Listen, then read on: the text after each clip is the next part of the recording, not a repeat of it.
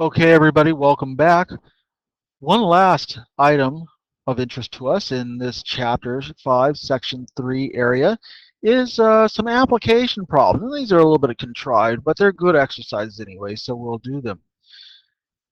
Let's talk about a circle, right? It says, let's use some area parameter. This is an area formula. It says the radius of a circle is x plus 5 feet. Find the area of the circle in terms of the variable x and leave the answer in terms of pi.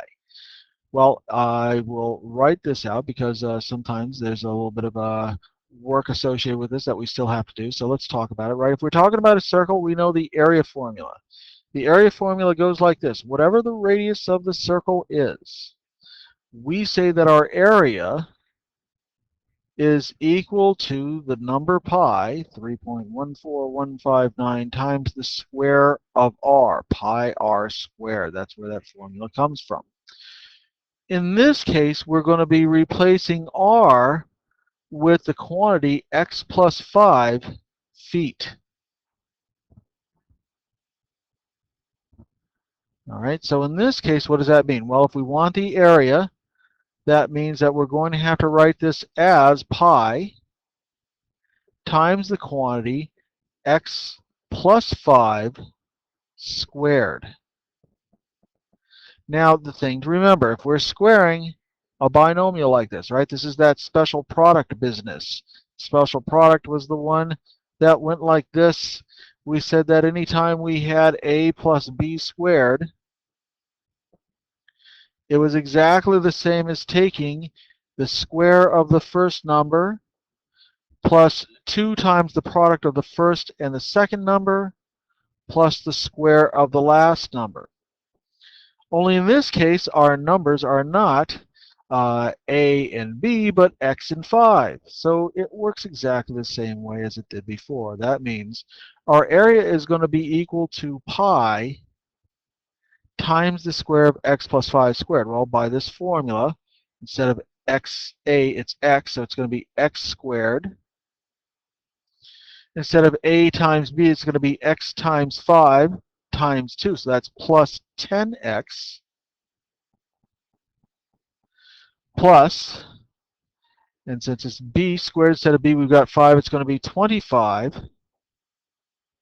So when we express this area, we can write pi times the quantity x squared plus 10x plus 25. And if the unit is given in feet, that means as an area, we do need to include the units. And for area, it's always in square units, so it's square feet right here. This is how we might express this answer. All right, how about this one on the bottom? Well, we've got x plus 3 is the base of this triangle, and its height is 4x minus 6. So let's think about that situation. What does that mean? Well, the base right here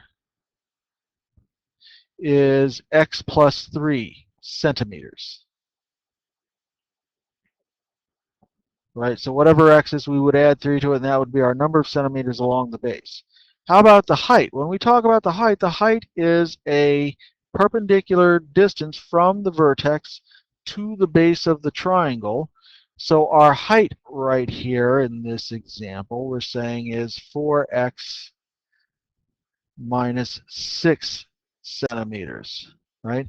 So this is our base down here, and this is our height right here. And if you recall, area of a triangle is going to follow the formula 1/2 times the base times the height. So our area is going to be 1/2, the number 1/2, times our base, which is the quantity x plus 3,